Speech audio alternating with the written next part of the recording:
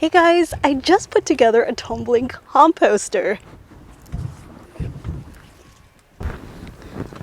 This tumbling composter was sent to me by Vivosun. This holds 43 gallons and it comes with 2 compartments. The idea is that you would rotate. Once you fill up one side, you would move on to the other side. I thought it would be kind of fun to do an experiment using one compartment doing actually both would be a hot composting, but the first compartment I will use it to put fresh garden scraps and kitchen scrap sort of things in there, and then the other side I will put the Bokashi compost that's already fermented to go in here. So really excited to see how it would do in the system that turns, because the more you turn it, the more oxygen you would give it, the compost would break down a lot faster. Usually for an aerated hot composting, you'd want to find a sunny location to put it. However, this is the only space I got and it's only morning sun. The size of this, the system works out for me really well, because I think for it to be a bit on the smaller side, it's easier for me to turn because I'm quite petite. This is where I was doing the cold compost, which means you don't turn it and there's no oxygen, so things would break down a lot slower. And this is a very shaded area, so I decided to switch this out and do vermicompost, since they like cooler areas. Yeah, excuse the mess, you guys. Everything is in working process.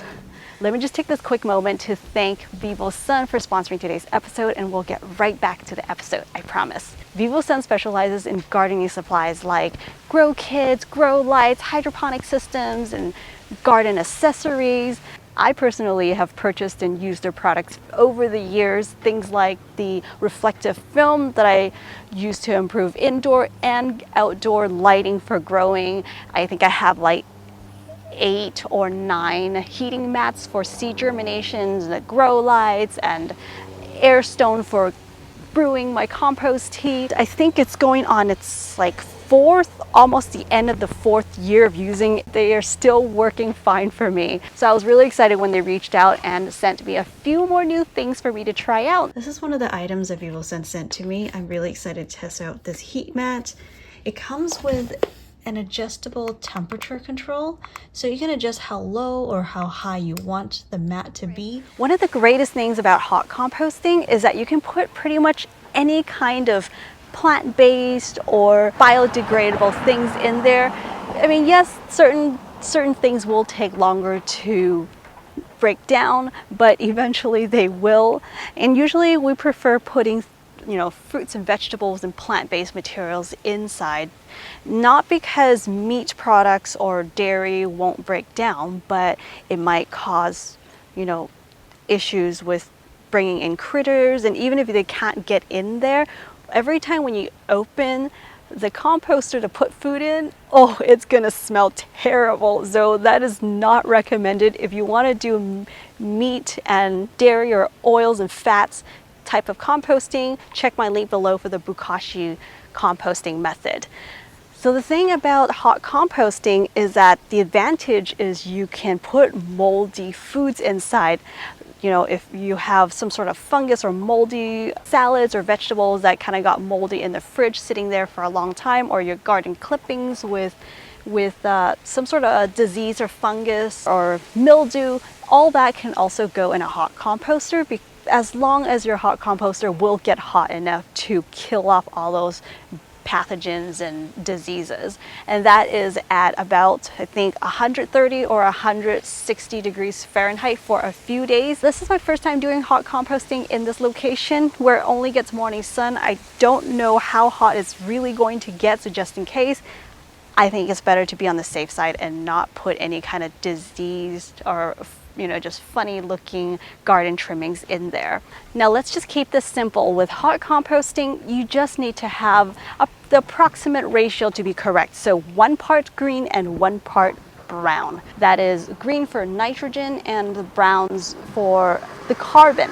Generally, when you're new at composting, a lot of people make the mistake of putting way too much greens, so it just gets really wet inside and it's just really smelly. That is when the brown materials come into play. It would help absorb and kind of create a more fluffy texture for your compost. Also, it's good for the microbes.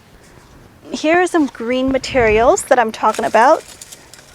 So when it comes to the green materials, it's basically most things that are in its raw form, so raw and fresh, like your fresh garden trimmings, the grass that you mow. The smaller you break this, the more surface area is exposed. It's going to break down even faster.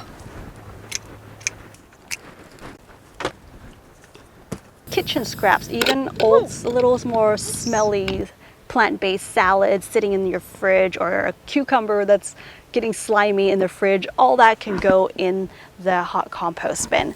Aside from the fresh things, there are a couple other things that count as a green material. That is your hair, your pet's hair, feathers. Coffee ground is also a nitrogen-rich source. So all that's considered the greens. Now we're going to talk about the browns. The browns are the dry, crunchy materials. When leaves are green, they are high in nitrogen, so that counts as your green. But once your leaves dry, they become carbon-rich, so they become your brown materials.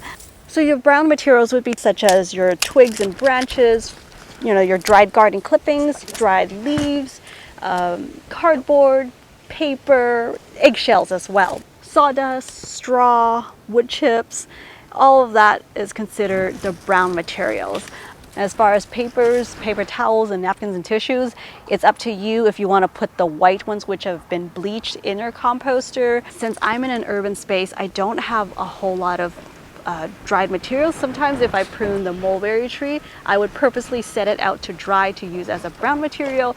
But if I don't have any of that, cardboard is a really good way to utilize or to recycle. This is my shredded cardboard. Because this is so small and it's got a lot of surface space, it's going to break up a lot faster in the compost. Another thing that I like to add is the rock dust. You don't want to work with this without a mask on, otherwise just take a deep breath and don't breathe while you're using it. I just put a couple spoons, a couple scoops of it in there. It's a really great way to mineralize your soil, your compost, and it actually helps to retain moisture when you add rock dust in your soil or in your garden. They also feed the microbes. So that is completely an optional step. I like to put it in, so I'm going to put that in both of the compartments. So that takes care of one of the compartments, and the second compartment will be for the Bokashi compost. Now, I've done a video talking about this, so I'll link you guys to that if you want to learn more. The biggest difference between the regular hot composting versus the Bokashi composting is that the Bokashi, you can put meat and dairy and oils in there. To start off the Bokashi, I'm going to be putting some shredded cardboard as the carbon source. Critters getting in there is not the issue once you have fermented your Bokashi compost, because things that are fermented, they don't smell like meat products, they don't smell like fats, or even your cooked foods, your caramelized onions will no longer smell like caramelized onions. It'll just smell a bit sweet and vinegary. It's very low chance of it attracting pests. This thing can hold a lot more than it seems. In goes the rock dust. Another thing I forgot to mention is that if you already have some compost, get some of this stuff in there to activate your new batch. I'm just going to inoculate this mixture to get things going even faster. So a couple of generous scoops is enough. I'm going to add some potting mix into the Bokashi side, because the traditional way requires soil to help the Bokashi compost to break down. When you have more bulk in your compost bin or pile, it will help it heat up more. Close this up. Give it a little mix. Okay, let's give this a turn.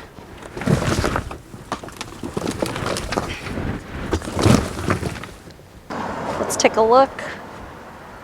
As I spin it each day, I'll be able to see if it gets too wet. If it's too wet, you can add more dry materials like the cardboard or dried leaves. If it's too dry, then it's time to add some greens inside, or you can just hose it a little bit with water. This is another one of the products that they sent me. I really like this spray because it's much longer than the regular kind. It also has the strap that I can strap on to kind of do whatever sprays I need to do. And then when you're done, you can release the air pressure. So that's really cool. So yeah. See how this one looks a bit dry right now? I can go in and kind of do light spray in it.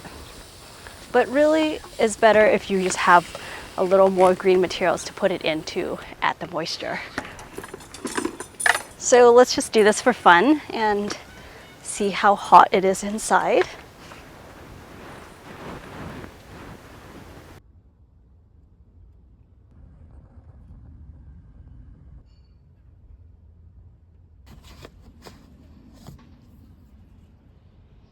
It's 12:40 in the noontime right now, and this composter just the very next day is slowly climbing to almost 110. This is the Bokashi side. This is the third full day since the compost have been inside. Let's take a look. Okay, everything looks mixed really well. I can see that, ooh, it's nice and warm in here. So the green materials are getting a little less green, and some leaves are getting more oxidized, which is a good sign. And the most important key, I think, is that if you smell it, it smells really earthy, even though nothing has actually broken down. It's so soon for it to be breaking down right now. But yeah, it does not smell bad. It does not look slimy. As you continue to add more to this pile, it's going to continue to get more warm as the microbes help to break down everything that's inside. Okay, this is the Bokashi side. Everything looks good in here. The vinegary smell is not as pungent as the first day. It's mixed in very well. I think the potting mix this is like a really used up potting mix, so it's a really great way to enrich your soil, and everything looks good. I'll be sure to give you guys updates in future videos about this. If you guys want to see updates regularly about this, be sure to follow me on Instagram.